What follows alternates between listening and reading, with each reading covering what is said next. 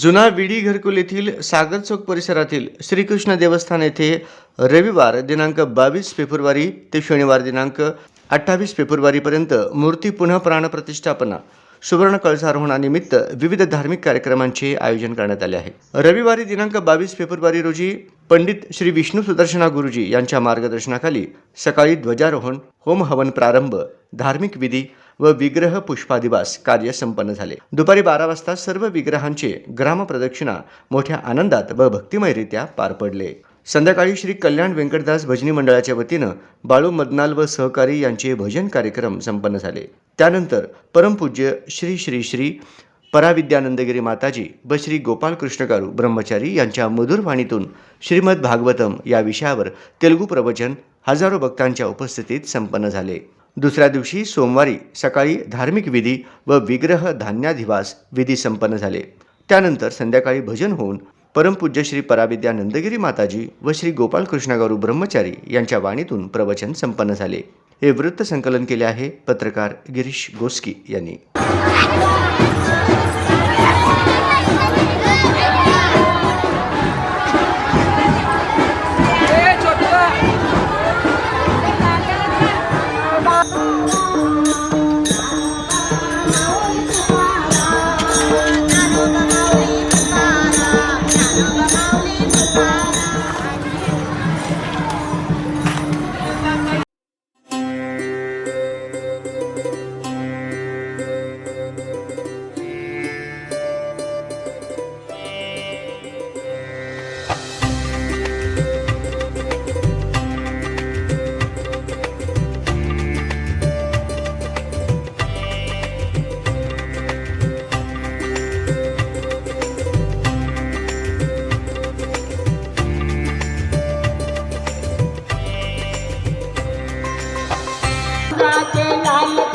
అభిషేకం చేయనా గంగా జలాలతో అభిషేకం చేయనా పట్టు వంటను తెచ్చి నీకు నేను కట్టనా పట్టు తెచ్చి అమ్మ నీకు కట్టనా పూజ చేయనా పూజ చేయనా పూజ చేయనా నీకు పూజ చేయనా రంగు రంగు పువ్వులతో ఈశ్వరుని దేవదేవుని నిర్ణయింపగా నిన్నున్నీశ్వరున్ దేవదేవుని నిర్ణయింపగలేక ఓ సన్నతామల కీర్తి శోభిత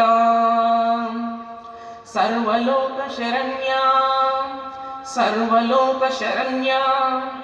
మా అన్న ఇతడు చేసి నేడు మహాపరాధము నీ ఎడన్ నన్ను మలువజేసి మన్నున చేసి కావును నాథనాదా దయానిదే.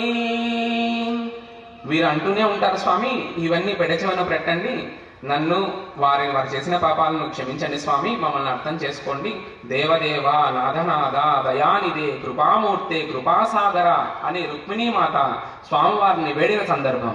అంటే ఈ సన్నివేశంలో మనం అర్థం చేసుకోవాల్సింది ఏదంటే, సాక్షాత్ నీలాపనిందలు నారాయణుడు తన పని తాను చేసుకుంటూ వెళ్తాడు అని నిరూపించాడు. అలాగనే రుక్మిణీమాత ఏం చేసింది, తన భర్తే కావచ్చు, తన నాథుడే కావచ్చు, స్వామివారే కావచ్చు, అయినా కానీ శరణాగతి, స్వామి మన్నన చేయి స్వామి, ఎందుకు శరణు వేడారు వారికి తెలియదా? వారు అమ్మగారు శరణు వేడకున్నా కానీ వారికి ఏ అపాయము కృష్ణ పరమాత్ముడు చేయరు. కానీ మనం చేయాల్సిన పనిలో ఇది భక్తి భావంతో నిర్మల హృదయంతో రుక్మిణీమాత ఎలా అయితే కనుక స్వామివారిని శరణాగతి కోరిందో, సాక్షాత్ మహాలక్ష్మి స్వరూపమైనటువంటి మాతనే శరణాగతి కోరింది. ఆలకించడం గోవర్ధనగిరిని ఎత్తిన స్వామివారికి ఈ పని ఎంత చిటికిన వేలితో అంత పెద్ద. ఇప్పుడు మనం వెళ్తే కనుక చూడొచ్చు మధుర గోకులం బృందావనం, అక్కడ గోవర్ధన అందుకని మనమందరము వయసు స్త్రీ పురుష లింగ భేదం లేకుండా ప్రతి ఒక్కరూ శరణాగతి చేయాలి. చిన్నవాళ్ళు, ముసలి వాళ్ళు, పెద్దవాళ్ళు అందరూ కూడా కృష్ణనామం చెప్పాలి, భజనలలో పాల్గొనాలి, సత్సంగాల్లో పాల్గొనాలి. పెద్దలు గురువులు చెప్పిన మాట ఇది సుఖ మహర్షి పరీక్షణ్ మహారాజుకు చెప్పిందనమాట. ఏ సందర్భంలో చెప్పారు? ఇప్పుడు మనకు ఒక సందర్భం ఏర్పాటు చేసుకునే కదా ఇక్కడ కార్యక్రమం పెట్టుకున్నాం. కృష్ణ పరమాత్మ జగన్నాటక సూత్రధారి అయినటువంటి ఆ గోపాలకృష్ణుని ప్రతిష్ఠ చేసుకునే సందర్భంగా మనం ఆయన దివ్యలీల చెప్పుకోవడానికి ఈ కార్యక్రమం ఏర్పాటు చేసుకున్నాం. మరి సుఖ మహర్షి భాగవతాన్ని చెప్పడానికి ప్రయత్నం చేశారు. ఎవరికి చెప్పారు అంటే పరీక్షణ్ మహారాజుకి చెప్పారు. పరీక్షణ్ మహారాజు ఎవరు? కొంతమందికి తెలిసే ఉంటుంది. ఆ పరీక్షణ్ మహారాజు అర్జునుడి మనవడు, అంటే పాండవులకందరికీ మనవడని. అర్జునుడి కొడుకు అభిమన్యుడు, అభిమన్యుడి కొడుకు పరీక్షణ్ మహారాజు. ఆ పరీక్షణ్ మహారాజు చనిపోతానని తెలిసింది అతనికి. ఎప్పుడు తెలిసింది? పాండవులు అతను పుట్టగానే ధర్మరాజు జ్యోతిష్కుని పిలిపించి అడిగాడన్నమాట, ఇతని జీవితం ఎట్లా ఉంటుంది,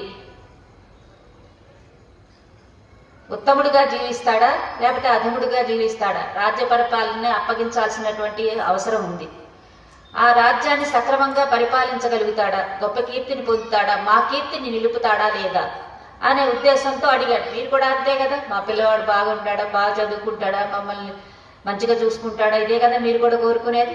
ఆ విధంగానే ధర్మరాజు కూడా జ్యోతిష్కుని పిలిపించి అడిగాడు. ఎప్పుడో చాలా కాలాల క్రితమే, చాలా సంవత్సరాల క్రితం, 87 ఆ ప్రాంతాల్లో స్కైలాబ్ పెడితే అది అంటే ఆ అంతరిక్షంలోకి సైంటిస్టులు వదిలినటువంటి ఒక ఉపగ్రహం కింద పడిపోతుంది అనమాట. ఆ పడింది ఎక్కడ పడుతుందో తెలియలేదు వాళ్ళకి. కాబట్టి ప్రపంచం మొత్తం నాశనం అయిపోతుంది, ఇక మన జీవితం ఎవరు ఉంటారో ఎవరు పోతారో ఎవరికి తెలియదు అనే పరిస్థితి వచ్చిందనమాట. అది చెప్పేశారు. ఇక అప్పుడు ఏం చేశారండి అందరూ, మీకు గుర్తే కదా, చాలామందికి గుర్తుండి ఉంటుంది. ఇక ఏదేది తినాలని కోరికుందో అదంతా తినేయటం, ఏదేది చూడాలని కోరికలున్నాయోగా వాళ్ళు వ్యవహారం చేశారు.